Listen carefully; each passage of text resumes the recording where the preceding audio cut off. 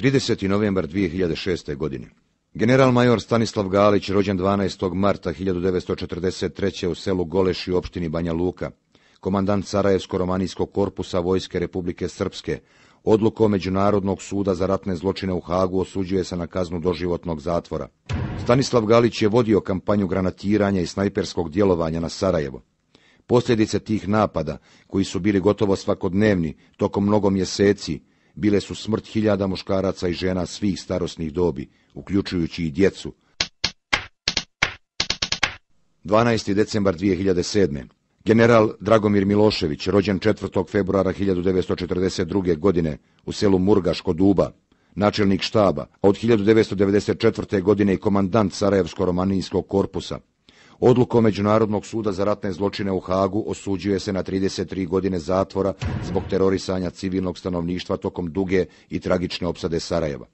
Sudsko vijeće je ustanovilo da je pod Miloševićevom komandom Sarajevsko-romanijski korpus modificirao korištenje avionskih bombi koje je ispaljivao na civilne objekte u Sarajevu. Sudsko vijeće također je ustanovilo da u vrijeme komandovanja Galića i Miloševića nije bilo sigurnog mjesta u Sarajevu.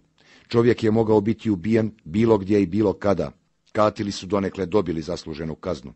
Njihov monstruozni plan osvajanja Sarajeva nije uspio. Neprijateljska čizma nije uspjela ući u ovaj nepokoreni grad. Dušmanske ideje su se utopile u virovima Miljacke. Sarajevo je po prvi put u svojoj historiji odbranjeno. Opsada bosansko-hercegovačke prijestolnice, koja je trajala punih 1425 dana, je najduža u historiji modernog ratovanja. Ne postoji vaga koja bi mogla izvagati tuge i nedaće opkoljenog Sarajeva i njegovih branilaca.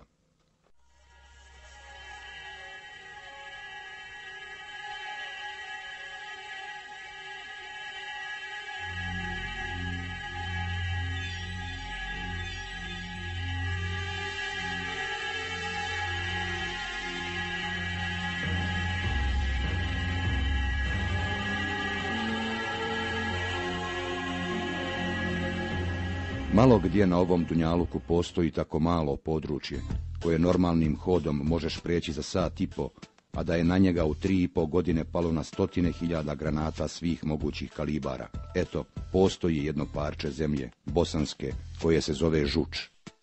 Iako se uzdiže odmah iznad gradskih naselja, vrlo mali broj Sarajlija je znao da uopšte i postoji ova vrlet na kojoj će se ispisati najznačajnije stranice novije povijesti Sarajeva. Ovdje su ginuli mladići porijeklom iz raznih krajeva Bosne, Hercegovine, Sandžaka. Na Žuči nije bilo lokalnih podjela. Neprijatelj kada ubija ne pita ko je rođeni Sarajlija, a ko došlo. Branioci su znali da neprijatelj nije smio proći. Da su prošli, zasigurno bi Bosna danas imala još jednu, mnogo veću Srebrenicu.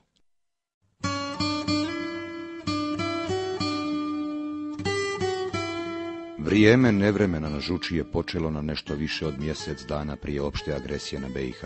Na referendumu održanom 29. februara i 1. marta 1992. godine za suverenu i nezavisnu Bosnu i Hercegovinu izjasnilo se 63,37% građana.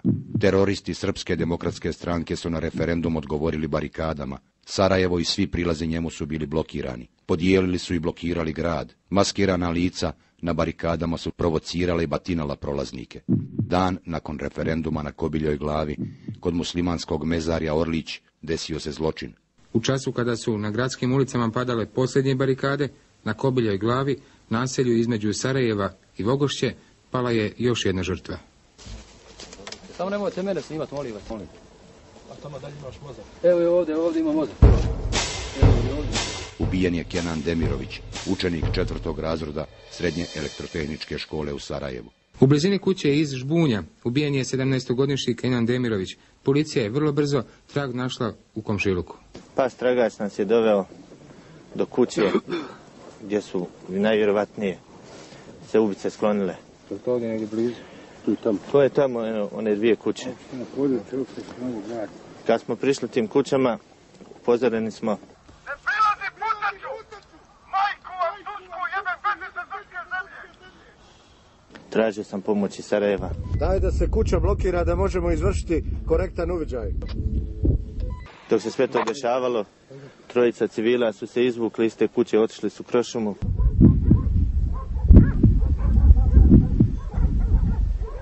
nova ekipa inspektora koji će izvršiti uviđaj treba da prođu skroz okolo kroz grad da bi preko Buča potoka došli na lice mjesta i izvršili uviđaj, ali sad ga je kasno izvršavati. Bruka, je li ovo napad na srpski narod? Vidite li gdje su naše kuće, a gdje su njihovi? Što će on ovdje? Što će on ovdje? Jer su ga muslimani ovdje napali? Valjda je on muslimane ovdje napao. Prvi su i poteli da se nešto i organizuje. Ovako smo ih gledali ko kap vode na dlanu. 4% njih samo na kopljoj glavi ima. Dlaka s glave nikom falila do sad nije. To je bilo negdje oko 18 sati. Moj rođak Kenan zamolio me da odemo na grob njegovog dede, a moga miče. Ubice su se privukle bošnjačkim kućama, maskirali u obližnjoj šumi i čekale povratak Kenana i Atifa sa mezarja.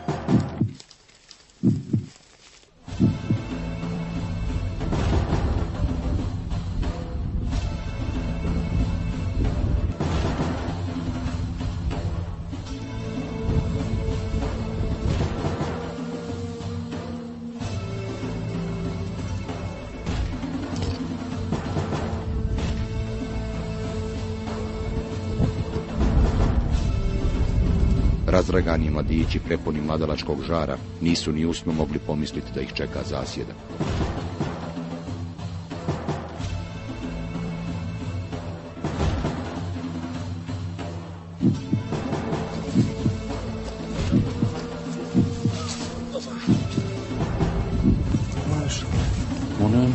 Zapucali je na nas automatskom paljbom.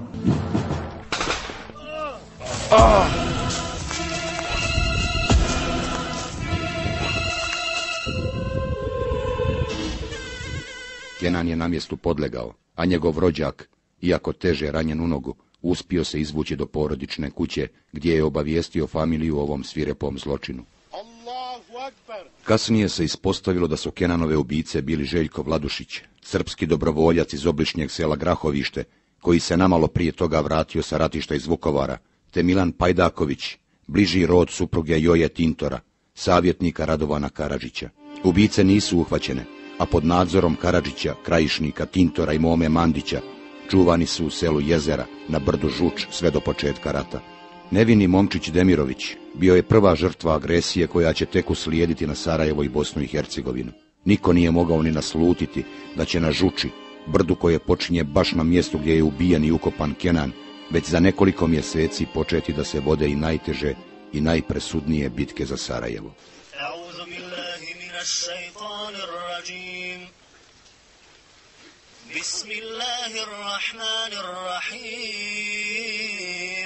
To je bila jedna od najvećih dženaza, prva dženaza koju je klanjao tada Rejs Selimovski. Do ovog momenta padanje u Sarajevu, u Bosni i u svim drugim krajevima neće biti više rata, neće biti više krvi, neće biti više ubijanja, bit će ljubav, tolerancija i suživot. Rejs Selimovski nije ni slutio kako je tada bio zabludi. U Sarajevu i Bosni će u mjesecima koji dolaze itekako biti ubijanja, teći će rijeke krvi.